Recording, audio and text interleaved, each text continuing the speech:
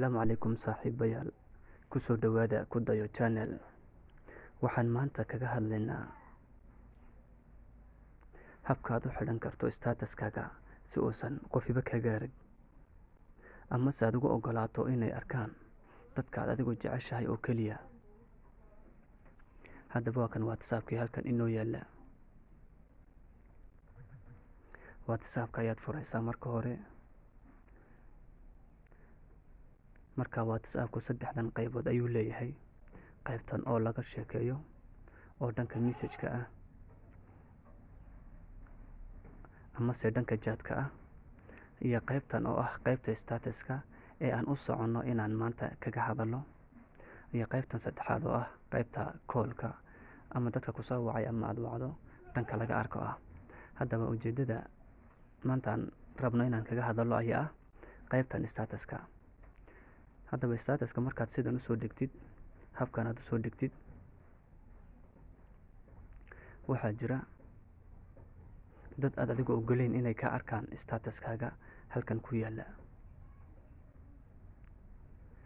Waxaase jira dad aad adigu ogoshahay inay ku arkaan. Haddaba sidee baad ugu qarin kartaa statuskaaga aad halkan soo dhigatay?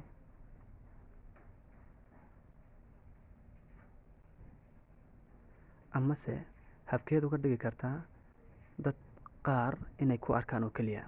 Dadka qaar inay ku arkaan oo keliya habkee baad uga dhigan kartaa? Haddaba statuskii waa kan waan ku jirnaa. Waa kan imika haddan statusyo badan ayaa yaala. Waa kan statusyo badan ayaa yaala. Waan arkayaa dadka statusyadan. Haddaba sideed u xidhan kartaa? Waxa aad galaysaa saddexda dhibcood ee halka yaala. Waa taas waan galay. Waxaan hadda sii galayaa status privacy, meeshay ku qoran tahay ayaad galaysaa. Status privacy meeshay ku qoranto markaad gashid,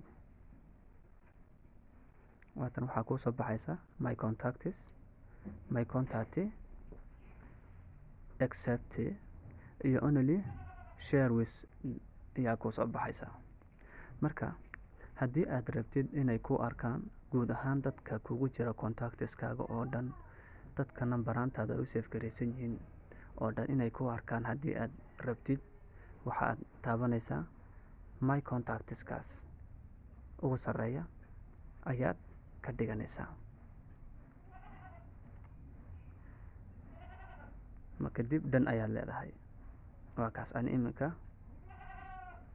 aniga wuxuu yahay my contacts, macnaha inay arkaan dadka igu jira oo dhan.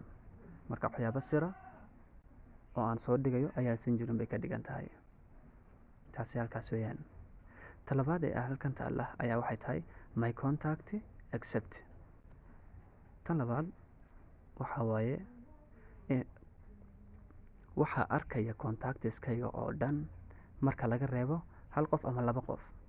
Dadkoo dhan way ku arkayaan, laakiinse waxaanan arkayn hal qof ama laba qof. Imika tusaale ahaan waad ku dhifatay dadka aadan rabin inay arkaan iyaad saxaysaa, tig baa saaraysaa.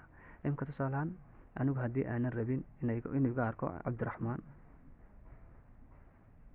Aamiin, waa kaas labada arag inay iga arkaan ma doonayo, laakiinse contactskayga inta kale inay arkaan ayaan rabaa. Markaas labadaa keliya ayaad tig saaraysaa, kuwaas inay iga arkaan ma rabo ayaad leedahay. Kadib saxdaas hoosta ayaad taabanaysaa.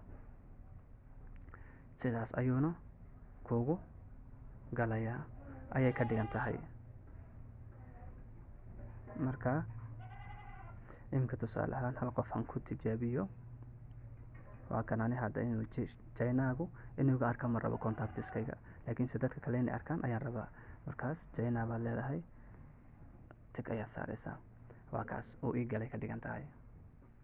Marka Jaynaa ma arkayo statuska aan soo dhigo, laakiinse dadka kale igu jiro oo dhan way arkayaan ayay ka dhigan tahay. Tan kale saddexaad ayayna waxay ka dhigan tahay dadka oo dhan igama arkayaan ilaa laba qof ama saddex qof mooyaane. Marka tan kale saddexaad ayaasan leedahay dadkan oo dhan ma arkayaan, laakiin waxaa arkaya halkan waxaa saxaysa dadka inay arkaan aad rabtid oo keliya ayaad saxaysaa. Haddaba barnaamijkeennii sidaas ayuu inoogu dhan yahay. Haddii aad ka heshay, like saar, share garee, subscribe-tana ha ka ilaawin. haddaba sidaas iyo nabadgelyo ayaan idinkaga tegaynaa. waana ku ah page-ka ku dayo channel. Bye bye ayaan leenahay akhyaarta.